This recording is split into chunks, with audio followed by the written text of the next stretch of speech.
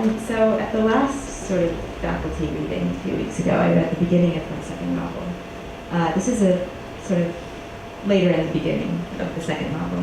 And it's about a young woman named Marisol who's Mexican and is traveling illegally to immigrate into the United States. And in this particular scene, she's just escaped sort of an immoral people smuggler and has fallen in with a group of boys. And what they're doing is what a lot of young people do when they migrate, which is to ride on top of a freight train that's going north. And there's a certain amount of romance that goes with it, but it's very dangerous, and people often just, they fall off, they get killed by tunnels, and they're not looking, and it's not an easy thing to do. So that's what she's doing. And Chaco's the boy that has brought her into this group. Running for a train is easy because you have a goal in mind, and that goal makes you forget about the raw skin between your thighs, the pounding in your feet and knees. It's a race you have a chance of winning, but pulling yourself onto a moving train is something else. It's here that you begin to doubt yourself when you realize precisely how weak your arms are, how quivering the elbows. The death blades of the track below become very real. My hand grasped a railing. I faltered. My elbow flailed, and the momentum of the train was harder and stronger than I was. I felt my grip slipping. I felt the backward pull of the tracks below.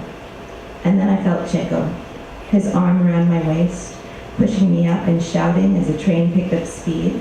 "Hold on to it," he yelled. "Pull yourself up. Pull, grab on." I pulled, I grabbed. My foot found a rung and I was on. Chaco was behind me, his chest pressed to my back. "Climb up," he breathed.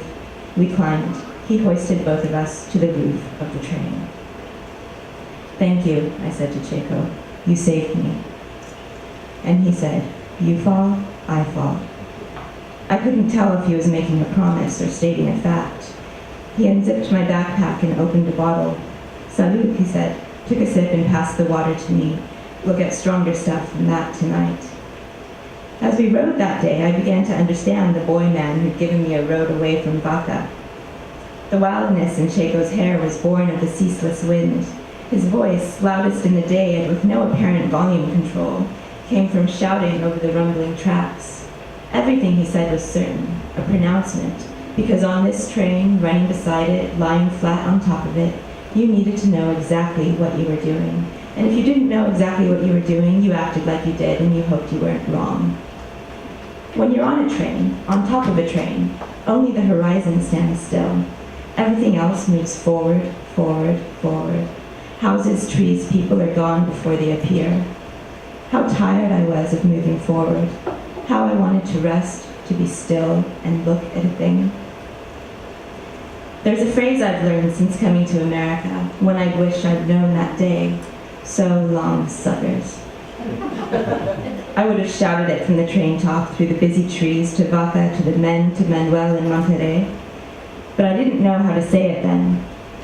So as the train gained speed, I said nothing. I turned and watched the shrinking past the faraway camp and let my nose, my throat, my mind fill with the pleasures of a promising wind.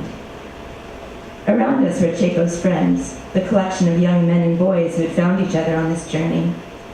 There were Pepe, Mauro, and Flaco. There was one they called Nutsack. Nutsack was older than the rest and spoke good English. He'd made the mistake of translating the word for them one day, and the name had stuck for good.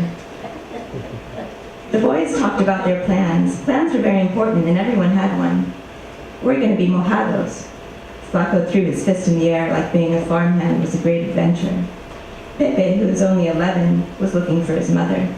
She worked in a factory somewhere in Arizona. If he didn't find her, he decided to be adopted. If any of us could be adopted, it was him. His eyes were dark puddles. They would shimmer nicely in the orphanage sun. He seemed to imagine an American fairy woman who would take him and love him and feed him all he could eat. "I'm going to get fat like an American," he said. "I'm going to get so fat they'll have to wheel me in a wagon. The next time you see me, you won't even know it's me." Nutsack taught the other boys the words they'd need to know. A jornal was a daily wage, a camión was a truck, a pala was called a shovel, and tierra was mud.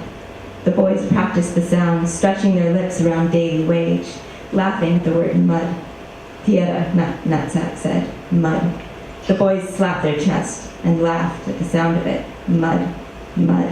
So oafish on the roofs of their mouths, so dead.